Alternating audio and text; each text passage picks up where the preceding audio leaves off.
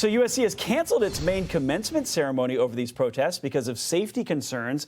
So here with me now to react is the senior fellow at the Foundation for Research on Equal Opportunity, Preston Cooper. So Preston, what do you make of this? Well, it's really stunning that so many university administrators seem very unfamiliar with the principles behind free expression. I mean, if you have students, making legitimate use of their voices to protest or do free speech, that's legitimate. But the minute it crosses the line into violence or disrupting your fellow students' right to an education, forming human chains on campus to block students' access to buildings, that crosses a line that needs to be punished. And so many universities don't seem to get that. Where do you think these students deserve graduation? I mean, you saw USC is canceling theirs. Maybe others will follow suit. Do they deserve one? Well, I think it's a small group of students here who are kind of rioting and disrupting the campus life. But, USC has kind of surrendered to this mob and is denying the students who are paying $60, $70K a year for their education their right to a graduation. And I think it's indefensible. What do these protests tell you about the management at the universities as well as maybe the teachers also?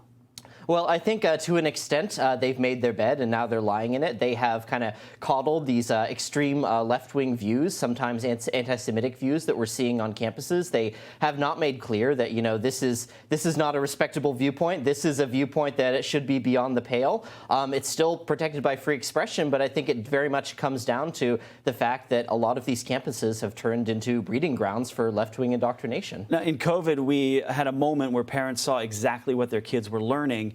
And it actually affected the election for the governor in Virginia. Do you think this is the same kind of moment for those parents that are paying for colleges, seeing what their kids are learning and now what they're doing? Well, I certainly think it should make a lot of parents reconsider whether that elite college price tag is really worth it. If this is the kind of education their students are getting, if they're going to be denied access to campus, denied a graduation, is that $60K price tag really something that parents should want to pay?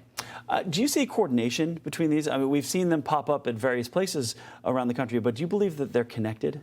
There does seem to be a little bit of, coordination, yes. I mean, I think that, across a lot of elite, prestigious college campuses in the country, we're seeing the same kind of genre of protests. But it does seem to be something that's, concentrated among a small slice of prestigious universities and is very much a minority left-wing movement. It doesn't seem like it's fizzling out. How does this end?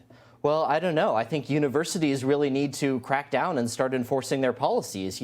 If you want to protest, fine, but if you're disrupting your fellow students' right to an education, that crosses a line. That violates policies, and that needs to be punished. Preston Cooper, I appreciate it. Thanks for being here in person. Thank you. I appreciate it.